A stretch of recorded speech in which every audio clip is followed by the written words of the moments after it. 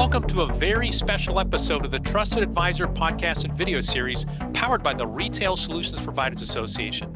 I'm Jim Roddy, back with you again. Thank you so much for joining us. As always, our goal is to accelerate the success of today's and tomorrow's leaders in the retail IT industry. And for this episode, we're taking a different approach to doing that. We're launching a new podcast format we call Battle of the Channel Stars. And here's how it works.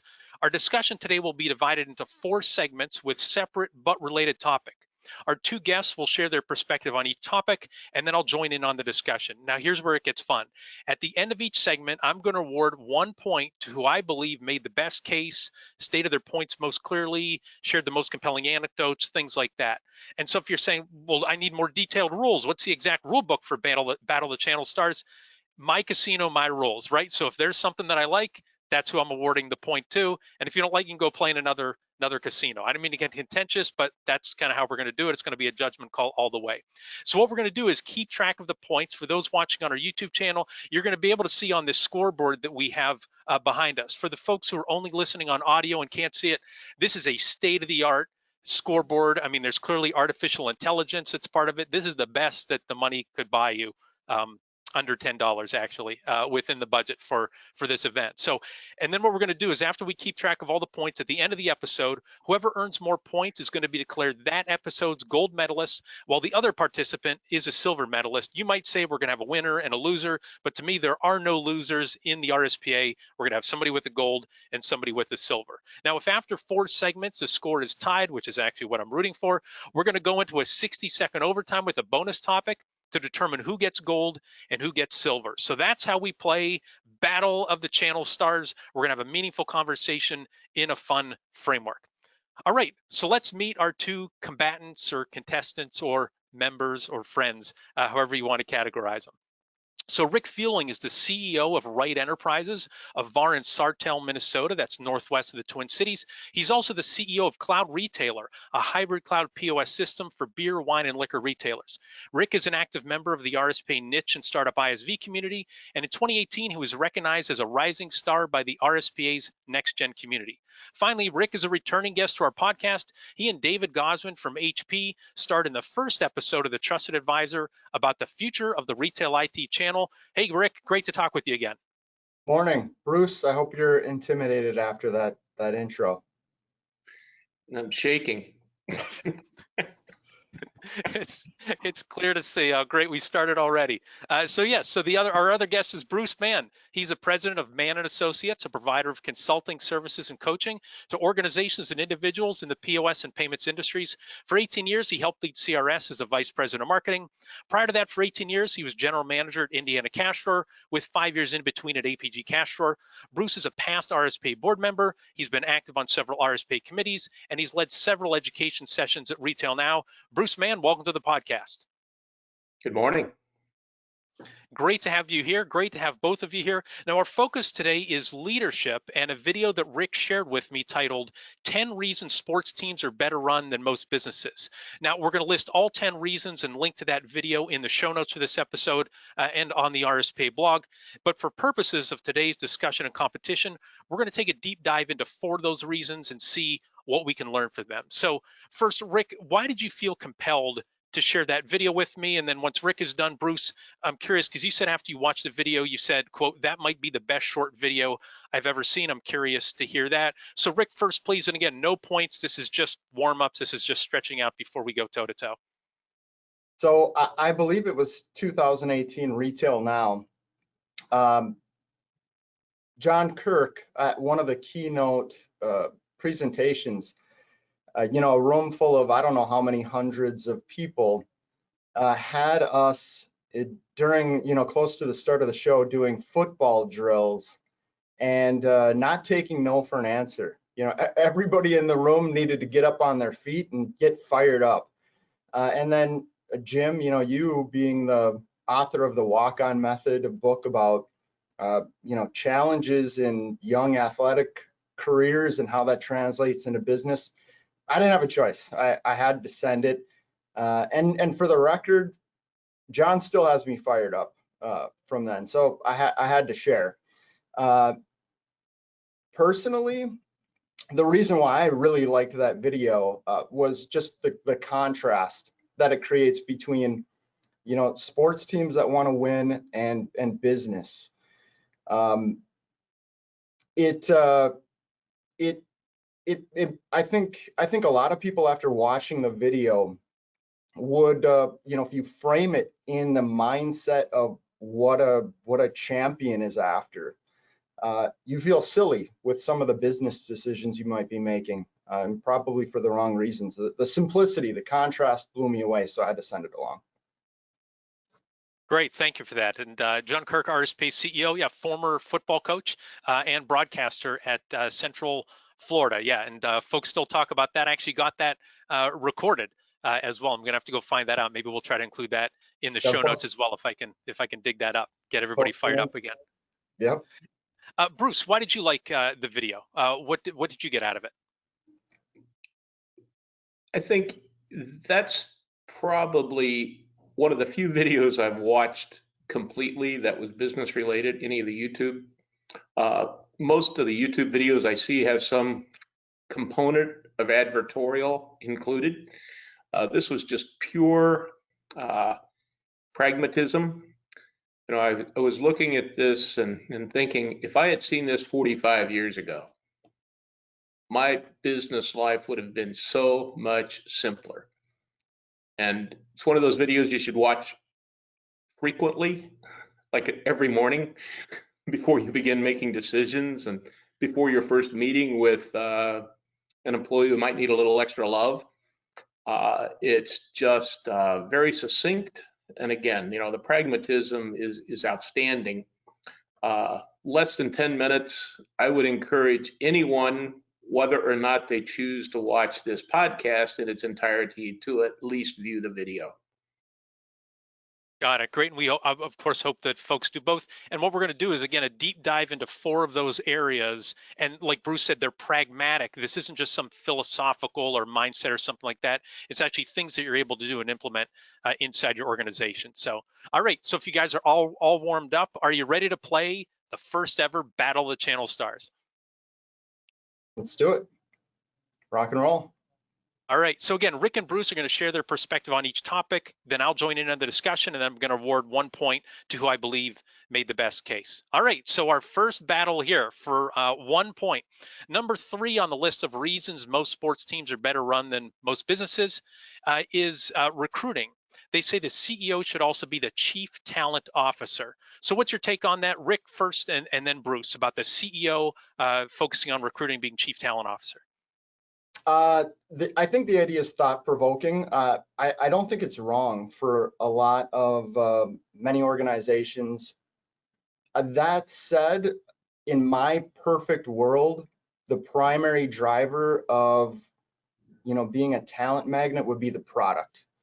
You know, my perfect world, our product is so good that it draws talent to us. Now, that doesn't mean that the CEO or myself, and that's my takeaway, is that I could be more proactive in terms of keeping an eye out and trying to draw talent to us. So it, as Bruce said, it's a pragmatic takeaway.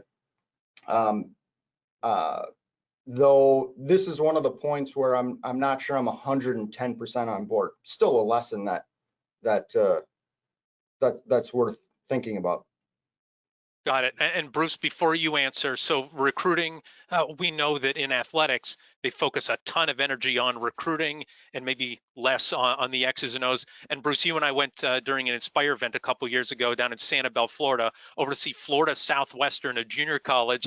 And once we walked in and we saw those teams warming up, we're like, oh my gosh, like the talent level here is extreme. And I'm sure, you know, that team, no matter what the X's and O's, they're going to beat 90% of their opponents. So what's your take on recruiting in the business world and the role of the CEO?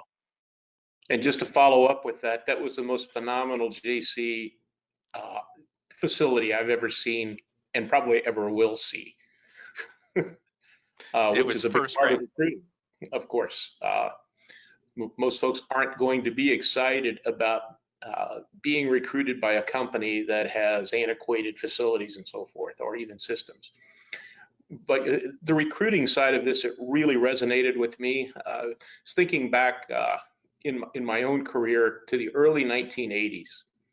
And Indiana Cash Drawer began attending around 1982 a computer trade show known as Comdex. Comdex in its heyday had 150,000 resellers of computer equipment, systems, software that would attend. It was across 6 different facilities in Las Vegas. So enormous competition if you were trying to attract interest with any kind of a product with resellers. That was really the beginning of cash drawers with a PC on top, or PCOD, PC on a cash drawer kind of things. Out of a 10-foot booth, we would typically have 1,200 knuckle buster leads. Back in the days when you would, the old credit card style, that's how you gathered a lead at a trade show. And I would take those back to Indiana and wonder, okay, now what? I get these 1,200 leads. Comdex was always held the week before the week of Thanksgiving. And the first year, literally, I happened to go into a Radio Shack the day after Thanksgiving. And I'm thinking, where in this small town of Shelbyville, Indiana, am I going to find any folks with technology capability or experience? So I'm watching this young man who happened to be multilingual, son of missionaries, actually traveled the world. And he was the most servant-driven and passionate about his position and the technology. And a light bulb went off even in my 10-watt head that said, how do I interest this guy? So I walked over to him and he's helping me with whatever. And I said, so Miguel, how do you like working the day after Thanksgiving? How do you like working on Thanksgiving weekend when most of your friends have 4 days off? And his response was, it really sucks. I said, so, okay. I said, well, it's interesting. How do you like working? I love the technology, et cetera, but I just really don't like retail. So I handed him a business card and said, well, give me a call next week. Like Monday morning at 8 a.m., my phone was ringing. And Miguel came to work for us, and I think he put almost 20 years in, and then he was recruited away by someone with brighter prospects of some type. I utilized that strategy for at least 10 more years. So every year around Thanksgiving, I would go out in what would have been Best Buy in those days and a number of other electronics facilities, and just would troll the floors for those weekend warriors and whomever, and hired 90% of the sales staff in that fashion. The other thing I would mention is, if you're talking to individuals, young people who are, whether they're looking for a job or not, whether they're actively seeking a job, they need to always be interviewing. You never know where your next opportunity lies. You don't know when someone is sizing you up for an opportunity. We think about the POS industry. How many of the good salespeople in POS came from being servers or bartenders in hospitality? Sure. We see the same thing in the retail side. So I would encourage everyone, and especially those business owners, to always be recruiting, no matter where they are, and to even consider some of those out-of-box recruiting means, and good things will happen. Just as an aside, Sheldon Adelson, who founded Comdex, passed away this last week. Yes. And he owned casinos in Macau, the Sands Empire, and so forth, and multi-billionaire.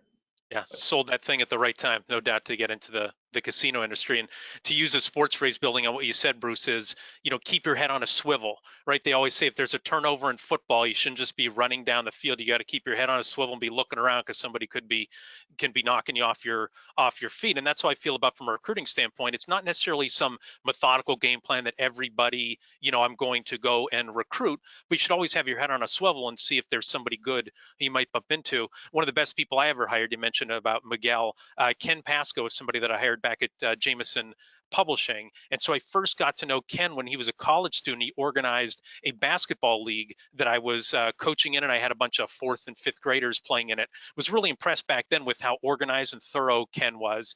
He then was able to keep in touch with him over the years a lot from a sports standpoint. And then he was actually running a fitness facility, and a neighbor of mine had an engagement with them, and he handled that thing so well. I was like, man, if there's ever an opening for an operations manager, Ken's going to be the first person who I call. And sure enough, called him.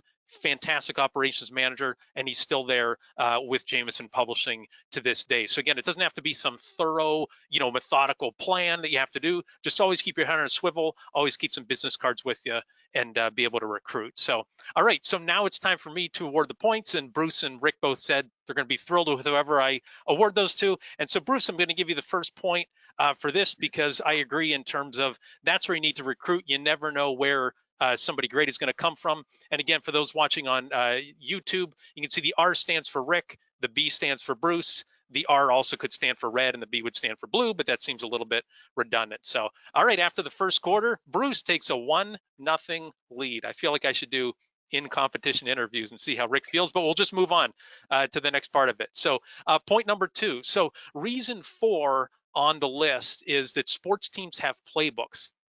They systemize better than businesses do. So Bruce, go first. Your take on systems and systematizing your business. This one resonated so well with me, and for a number of reasons. During COVID, in the NFL especially, we saw teams scrambling to find replacement players. We saw offensive linemen coming out of retirement. We saw position players being pulled up off of practice squads. I think the folks who came out of retirement were probably the most impressive, because they played well. They represented their teams well. They played the positions well. That either reveals that there just aren't that many plays in football, or there aren't that many blocking patterns in football. But I think what it really reveals is that they have taken playbooks and video to a whole new level. Today's playbook may be videos, much like the YouTube video that we saw, if you were trying to train a manager. But those playbooks were phenomenal. And I'm thinking back to those early 1980 days, and I was bringing those folks in, and I'd hand them a stack of these knuckle buster leads and say, here's what we sell, have at it. If I'd have had playbooks, who knows what success we might have enjoyed. Everyone hands an employee, or at least well-run companies at least hand an employee a new employee handbook. And employees will read those vigorously. Why? Because that's where the money is, how many days off, what's a 401k look like, what's my insurance plan, et cetera, et cetera. And their spouses even read those more vigorously. Let's face it. How do you engage a new employee with a playbook that is more about the business culture, sales practices? When I speak with some of the best of our industry, most of them of my age or older, my friends from who began in the industry in the late 19th century, attended sugar camp with NCR, and they, everyone gushes about NCR's little sugar camp. Sugar camp was a playbook in a sense, role playing, teaching people how to sell, what that sales funnel would look like, explaining that you're not going to win every deal, but you got to have enough deals to keep winning, to support your lifestyle and so forth. That really needs to be a part of a playbook. But then beyond that, as I look at some of the most successful companies today, or the ones who are really changing our industry, they have incredible playbooks. They really have these standard operating procedures so that they can remotely deploy systems and even outsource programming, outsource installation, because they're not selling in their own geographic territories any longer. That's really not even a phenomena anymore. It's just accepted practice that you can sell anywhere if you have established standard operating procedures for the programming, installation, training, service, and support, and that you also have systems that can then be built around those standard operating procedures. I'm a longtime proponent of you cannot automate what you haven't manually documented or defined well. And anyone who attempts to install a CRM system without having first manually outlined how they handle those customer interactions is just setting themselves up for failure within those. So the playbook side of things, seeing what I saw in the NFL this year with, bringing these players in, some of them there for 2 or 3 days before their first game, how was it that they learned? Well, they were able to study playbooks. Yeah, for the Browns for a playoff game, Baker Mayfield met his reserve left guard an hour before the game. He introduced himself and walked over to him. So it had to have something to learn before Baker wasn't going to teach him everything. So thank you, Bruce. Rick, your take on systems and the importance of that in an organization. So I'm a win at any means necessary kind of guy. Can I say everything Bruce said and then this? Does that work? Sure. Hey, knock yourself out. Bruce, you actually quote, one of the things in that reason that caught my attention, and Bruce said it, was you shouldn't implement technology until your playbook is great. The playbook enables you to do to implement that system well, or to outsource installation, etc. So it opens so many doors. This point for me was one of those shocking contrasts. The things that I liked about this video, where you put business against sports, and it seems silly. So one of my sons is a swimmer. High school, excellent, very good team. And if you asked him how much practice did you do before just the first swim meet, those kids are in the pool at 6:30 in the morning before school and after school. 4 hours a day, and it's a high school sport. Bruce, you mentioned throwing 1,200 leads at a new employee and say, have at it, go to town. That still happens. That still happens all the time. How is it that an 18-year-old kid is getting 30 hours or 40 hours or 50 hours of practice before they can attempt something in the real world? But in the professional world, a couple hours a day, 2 days of training, have at it, go to town. So such contrast. So and if I just pause, Rick, not only have at it, but here, we're going to give you a whole bunch of money, right? And we're not even sure you're any good at it. We're going to throw a whole bunch of money. Like, at least your son, like, they're just, it's probably the school owns the pool, Yes. So it's not like some massive overhead. You're throwing all this overhead at it and crossing your fingers. Yeah, you're here as a volunteer versus being paid. Yeah, absolutely. So we absolutely also need to do better at this. But one thing we've done that I think is a really great concept, and people who go through it are way better afterwards. We call it our flight simulator. So with our technical team, when they join, and we need to do this regularly. That was my lesson after watching this. But we have one of our longtime employees play the role as a customer, and one of our new techs play the role as tech. And literally, the person who's acting as the customer is in front of faulty software or hardware, and everything that can go wrong does go wrong during those calls. and we rinse and repeat over and over and over again until they kind of knock off the dust and before they're ready to try it themselves, you know, with somebody standing behind them, you know, helping them out. But the flight simulator is huge. I think practice is huge. That was my lesson from this. Got it. Thank you for that. And so I appreciate that feedback, Rick. And what I would add to that is I agree with you. You said the shocking contrast between athletics and the working world, where, you know, sports teams will work on every single aspect of their business over and over and over, and all the drills, and have the playbook and study it and memorize it before you even have a scrimmage. Then after that scrimmage, you go and break all those things down and figure out what you can do better.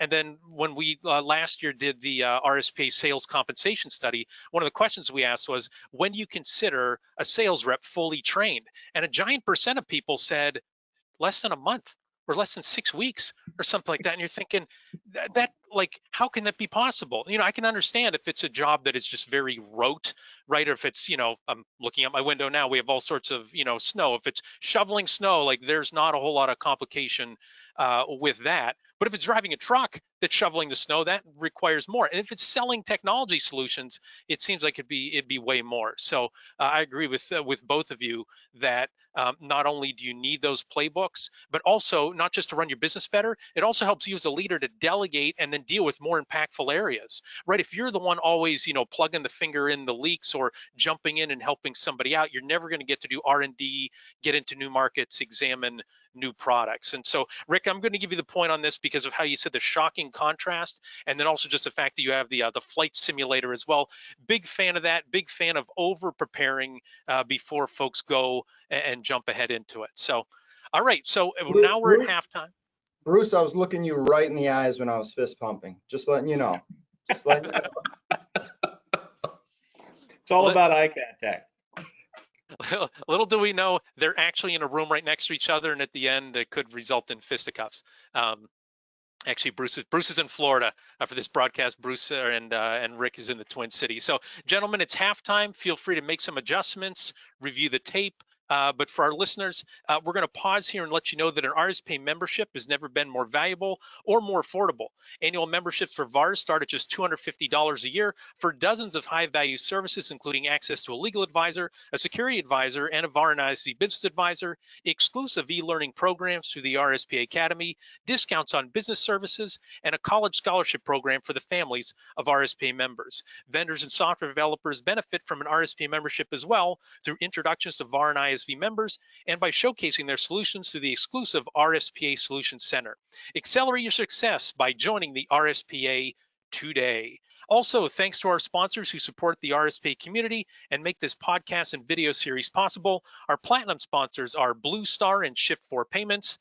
Our gold sponsors are Heartland and ScanSource. To receive the benefits of an RSPA membership or RSPA sponsorship, email membership@gorspa.org. That's membership@gorspa.org. And finally, this is like hitting the horn, you know, time to get on the floor, you know, back from your bench. Finally, don't forget to save the date for Retail Now 2021, July 25th through 27th in Nashville. Retail Now is where the industry meets.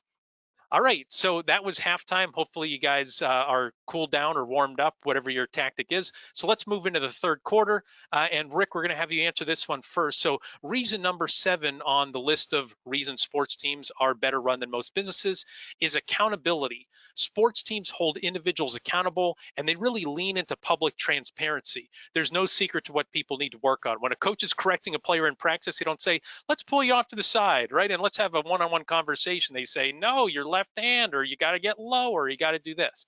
But in a business setting, that's considered impolite.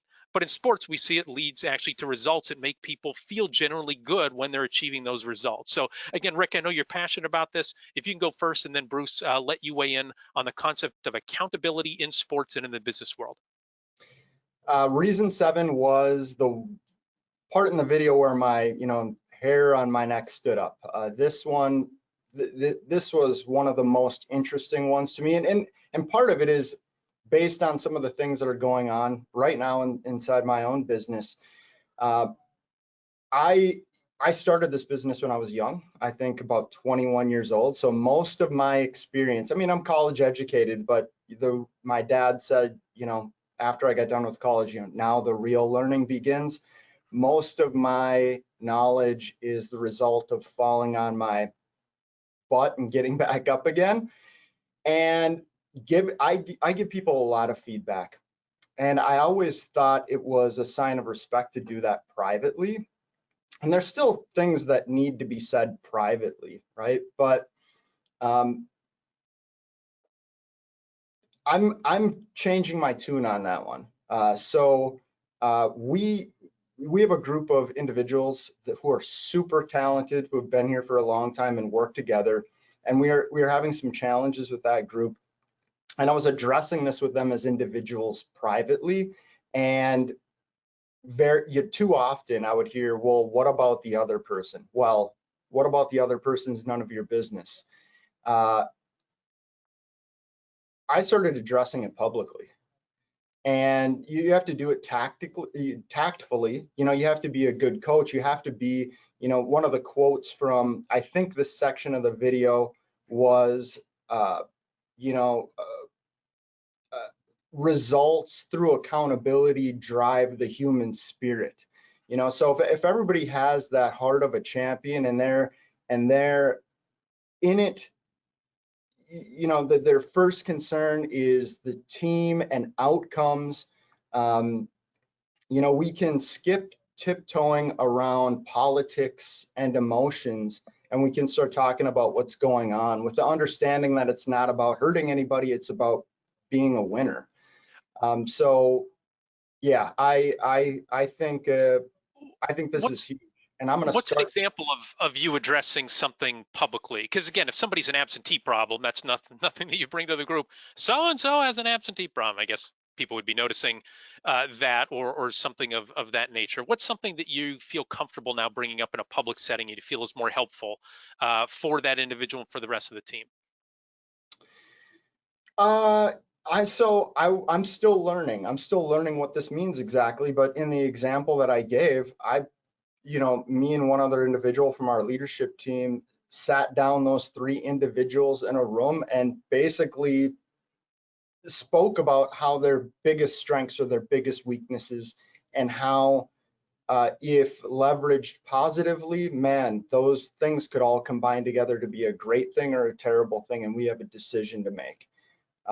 So that's an example, or another example is, I'm kind of a proponent of a blameless culture. Like, don't start by blaming people, start by blaming the systems and fix that. How did we create an environment where somebody could fail? Let's fix that. On the other hand, when, we missed an appointment, well, so we talk about that, like we use group chat a lot. We talk about that in that group chat. And I would say before, the name of the person would have been left out. And now it's not. It's not attacking that person, but in the context of discussing what happened, why it happened, it now includes who did it. I think it adds a level of personal accountability that wasn't there before, and it also gives that person an opportunity to more openly discuss why it happened. And I think it does lend itself to this blameless culture, though, still, because now they can more publicly address why it happened, which very well could be a system problem, and we can get to the root of that. Whereas before, they might have just stood there silently and listened to, their team leaders speak. And Right, so, or encourage them to sweep it under the rug so nobody gets blamed for it. And if it's seen as a learning experience as opposed to you're in trouble, you stink at this, but how do we get better? That's different, and that's what it should be. It's a richer conversation if the person involved is part of the data. I mean, that's important data. If you're trying to address a problem, the person involved, and it hopefully, if done right, it draws them into, it engages them to help find the solution. Great, thank you, Rick. Bruce, your take on accountability. It'd be great if you would be like, accountability, that's stupid. That'd be really interesting to see you take a completely different tact on it. I'm thinking you won't, knowing you. I'm very grateful today that I don't have employees to manage. You know, that we have this mentality of everyone gets a trophy. Books written about that, obviously, and big debates about the process of okay, now we have participation trophies. I remember coaching a soccer team one time, and young kids, and oh, we don't keep score, and I quickly informed those folks, the kids do. Every one of them knows what the score is. And and as a part of that entire process, I was doing some research. There's this trend toward over reward in all areas. 43% of all college students now receive A's as their mark. Now, I remember bell curves, and I don't remember any bell curve with 43% on the front end. I understand that most kids that go to Harvard probably deserve an A, but that's not a large enough group to move those statistics that far off of some form of a reasonable bell curve. But accountability has been so lost in our thin-skinned world. We don't see it among our competition. When I'm thinking about competition, when the Japanese automakers began setting up manufacturing facilities in the US, they took great lengths to hire employees that included group interviews, and they encourage peer pressure toward accountability. It's not just management pushing for accountability.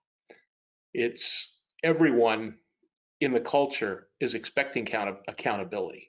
And if you have a culture where accountability isn't expected, you do see degradation in the services that are provided, and you're having to clean up after other folks who leave something partially finished.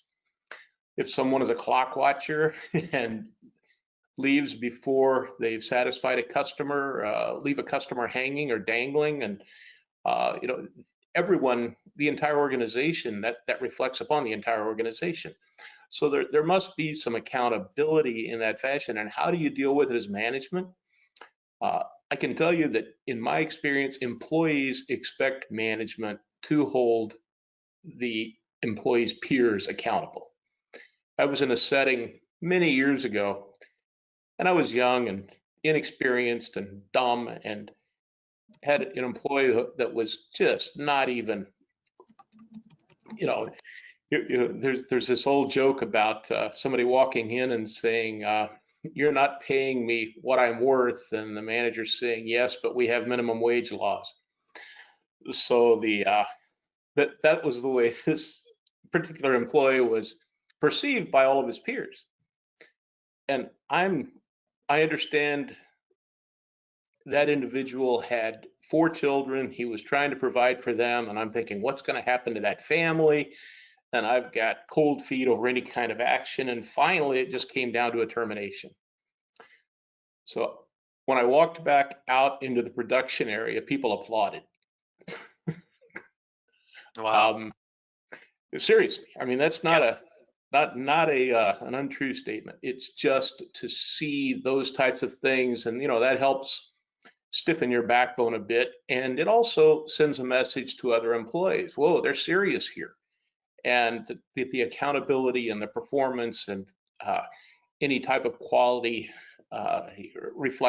reflection is also a part of that. I don't understand different cultures with the lack of accountability as I've gotten older. And I do believe it's geographic and cultural within certain geographic areas, probably going back to the heritage. Rick, you're in Minnesota. The Scandinavians just don't really do well with accountability. They are Nice. Minnesota nice is a real thing. It's and people cower.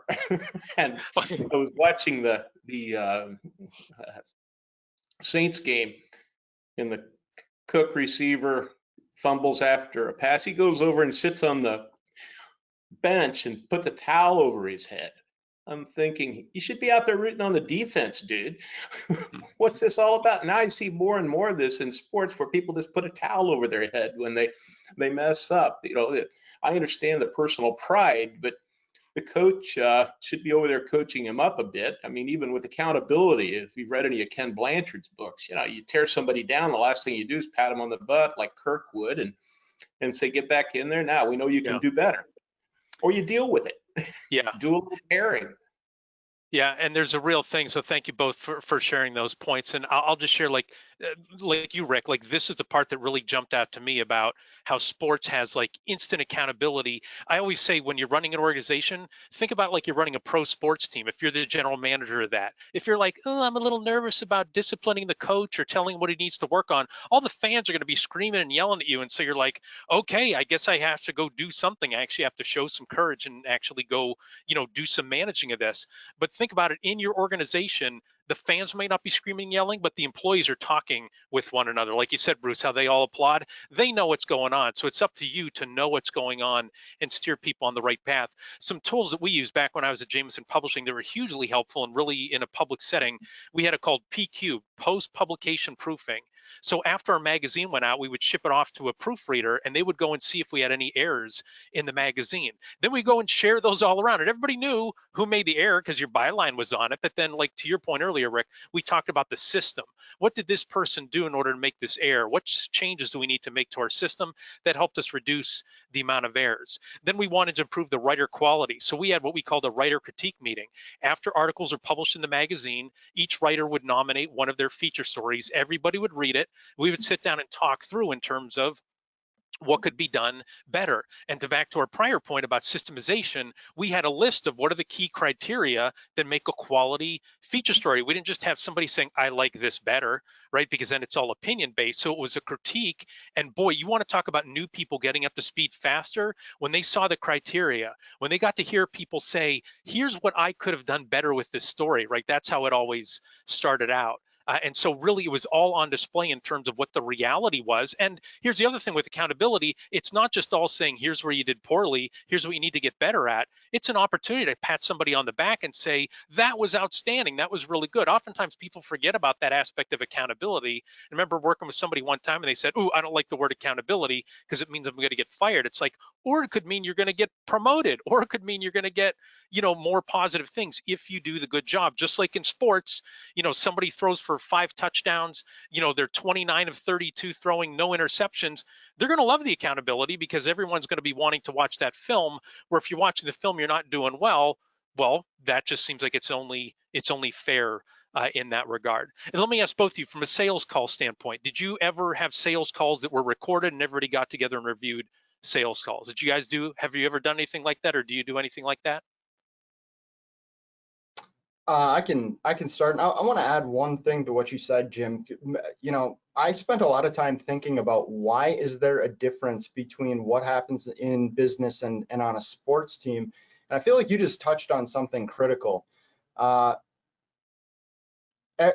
every play that happens on the football field or the basketball court, a customer satisfaction survey happens. Yes. The feedback loop is closed, and it's closed often and vigorously. I mean, that's probably, I'm certain that that's part of what drives this hyper accountability. We have to have results, because if we don't, we're going to hear about it once every 2 minutes. It's kind of interesting. Maybe there's a lesson in there. More customer feedback would result in being able to build a better playbook and forcing you to practice more often. Yeah. Anyway, good point. In terms of sales or call reviews, we do tons of call reviews. We on our sales team, not quite as much, because I have the luxury, and we're working on expanding our sales team right now, but currently I have the luxury of having people who have been with me for a long time, and sales team members who do an amazing job and have more experience in the industry than I do in some cases. So absolutely call reviews as part of our onboarding process and a part of our continual process, especially with kind of our customer facing technical people. So we use that tool often.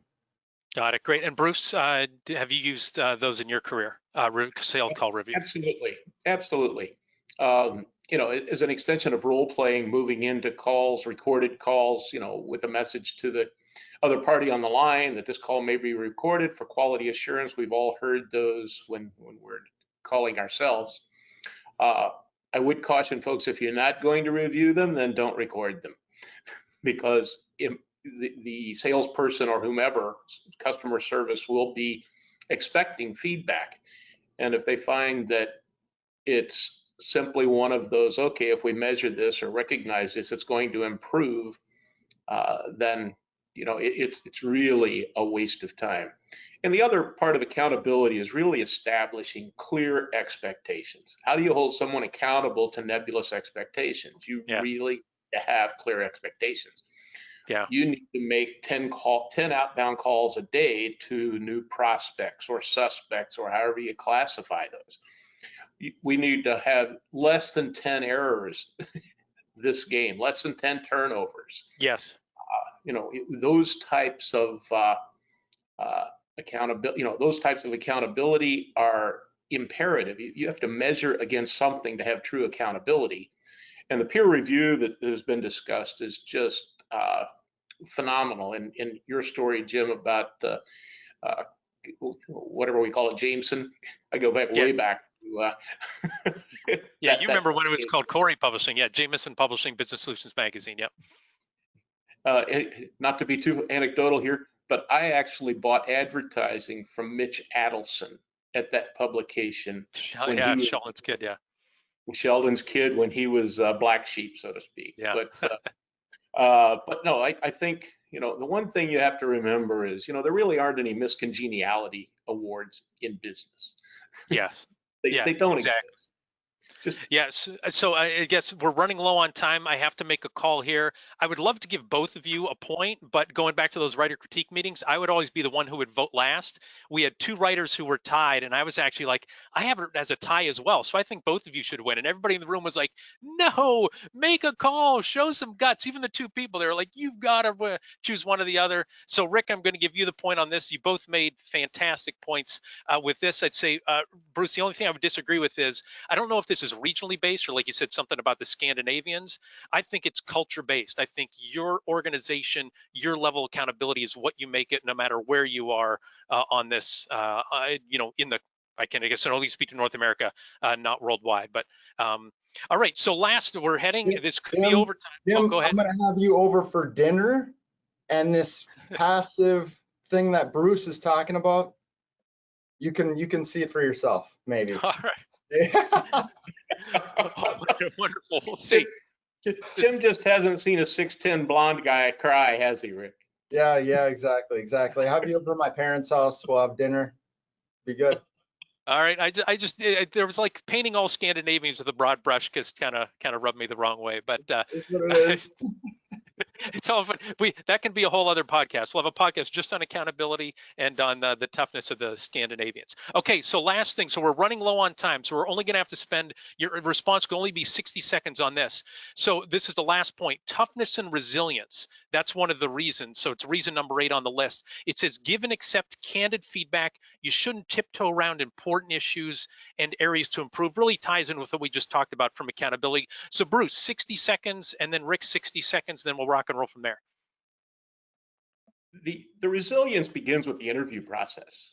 You know, the same with sports, but they have the opportunity to go out and scout and so forth to determine exactly what they're getting. But I think the resilience begins with the interview process. You have to ask those probing questions around what's the most disappointing thing that's happened to you, and how did you respond to that? What did you do next? How many sales calls? I mean, one of the great responses to failure was Thomas Edison saying, I didn't fail, I found 10,000 ways that this doesn't work. And if you're in a sales role, you know, you learn. I just got to keep dialing. I just got to keep knocking on doors.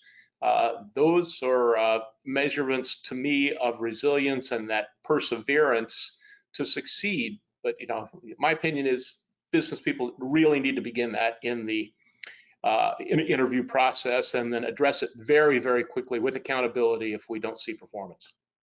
Amen. Rick, I like that answer. What's your take in 60 seconds on accountability in the business world? Accountability is huge. I'm sorry, on toughness and resilience, my bad. Toughness and resilience. I mean, accountability is huge. This is one of the points in the video where I felt a little bit of disagreement. Accountability is important, but in terms of comparing the toughness and resilience of people in the sports world to the business world, we use the how to hire like you just beat cancer method. So step one is already a trial by fire. I mean, think about that conversation we had where we really laid just everything down on the table with that team of people I have. I mean, that's tough. That's the coach making you run until you puke. And then, I mean, I'm super proud of the people on my team, and to kind of give an example of where this toughness and resilience or something that applies to maybe the folks' businesses out there connected to this. One of the things we're going through right now is we're refining who our customers are and who our products are. I talked about the tenure of my sales team. In the last 6 months, we've had to say goodbye to business relationships we've had for 10 years or more. Awesome customers, awesome people. And I'm asking my sales team to, bid them farewell. Like, we love you, but we can't do business with you anymore. I mean, that's tough. And They come to work the next day with a smile on their face. So, in terms of the contrast between sports and business, I don't know, my team's tougher than a lot of sports teams are. So I got to disagree a little bit with this one. All right. Well, as much as I want to give the point to Rick because he plugged my book, Hire Like You Just Beat Cancer, my first book, I will use this opportunity to say, if you're an RSPA member or if you're listening to this podcast and you want a copy of that book, I'm happy to send a PDF format over to you. That's something I published 8 years ago, so happy to share that with RSPA members. But I'm going to give the point to Bruce because, well, first, I'm rooting for overtime. That's part of it. But also because he brought it up in the interview that you have to create that environment, get the example of when they did that, and then also test them in the interview process and see how they respond to it in terms of sharing areas they need to improve. If you're interviewing a salesperson, talk about how they can communicate better. If they're a long talker, if they're unclear. We had 4 other positions for a technical position where you have people test out their technical acumen and show them feedback in terms of where they could get better. How do they respond to that? Instead of just saying, do you respond well? You get to see up close and personal how they respond to it. So, gentlemen, both great points there. All right, so this means we are going into overtime, our first ever overtime, and we are getting low on time. So 30 seconds each, and this is a topic neither one of you is prepared for, but this is one of the reasons that sports teams are better than businesses. And Rick, you're going to go first. The topic is discipline. Sports teams practice to get better. Businesses don't work on their skills as much as they should. Rick, 30 seconds, and then Bruce, 30 seconds for all the marbles. In terms of how sports teams are different with discipline, I would say that I agree that discipline is substantially different in a sports team. You walk out onto the field, especially professional sports teams. You walk onto the field knowing every day that your job's at stake. Are you going to start the next game? Every game you play, your life is on the line. That's obviously very different than in the business world. Bruce touched on the lack of accountability in organizations. So I think there's a lesson to be learned. So yeah, there you go. Okay, thank you, Rick. Bruce, your 30 seconds on discipline. I think the discipline in sports teams that could be utilized in business really revolve around practice, practice, practice. It is a play, you run a play until it's right. You run a play until it's right, because people are watching football now. My wife is, saying, how does he throw the ball that spot 13 inches in front of where the receiver or the defender is, and the guy catches it? And I said, do you know how many times they've practiced that play? And that discipline to me is the difference.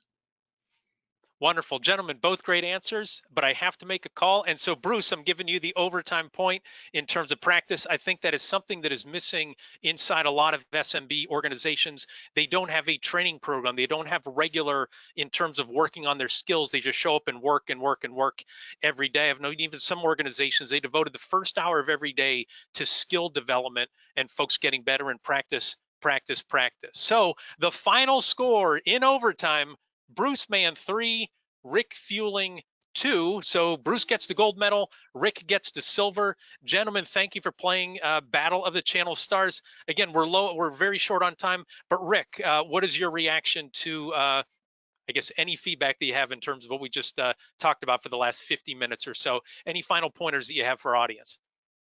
Well, firstly, I'd like a recount. I guess obviously I'm going to start there. Watch the video. Bruce kicked it off with what we need to do as a result of this podcast. You need to watch the video. I guarantee you'll walk away with one thing that will change how you run your business going forward. Thank you, Rick. And attorneys will be contacting me on your behalf, I'm sure, soon. So, Bruce, what are your final words for our audience? And again, congratulations. You'll receive a certificate saying you received a gold award for Battle of the Channel Stars. First of all, Jim, thank you for moderating this contentious environment here today. And Rick, thanks for being such a gracious loser. But beyond that, silver medalist, no losers in the RSP, silver medalist. A gracious silver medalist, but I think that, number one, Rick, thank you so much for sending that video along. I really enjoyed that and believe it is one of the best I've ever seen. I'd like to see resellers in general and vendors in general begin thinking now about how COVID, as nasty and tragic as it is, may create opportunities. How is it that someone can utilize or partner with whomever can help them compete as businesses begin reopening, as these shuttered shop spaces begin being occupied again? It's going to occur, so be prepared. And I'd like to hear a lot less about people being toasted, so to speak. That's old news now. Go do something about it, as opposed to whining. And if you look at, if you watch that video a couple of times, I think you'll be energized. Great points. Yeah, what actions can you take to deal with the challenges and the opportunities today? We're not passive players in this. Now's the opportunity for us to act. What we hope to our listeners and viewers, you enjoyed today's discussion and fierce competition. If you did, be sure to subscribe to the RSPA YouTube channel and the Trusted Advisor podcast so you never miss an episode. We'd also appreciate it if you'd rate us wherever you find your favorite podcast. The more stars, the better. And Rick, I don't want you to go back and change your your stars down to 1 because of today's result. And if you'd like to learn more best practices for VARs and ISVs in the retail technology industry, check out the RSPA blog. You can find it at RSPA.org and then clicking on RSPA blog. Before we go, thanks again, big thanks to Rick Feuling and Bruce Mann for sharing their wisdom with us today and both being good sports. Thanks to RSPA Marketing Manager Chris Arnold for his production work, Joseph McDade for our music, and last but not least, thanks so much to you for listening. Our goal at the RSPA is to accelerate the success of our members in the point of sale ecosystem by providing knowledge and connections. For more information, please visit our website at gorspa.org. Thanks for listening and goodbye, everybody.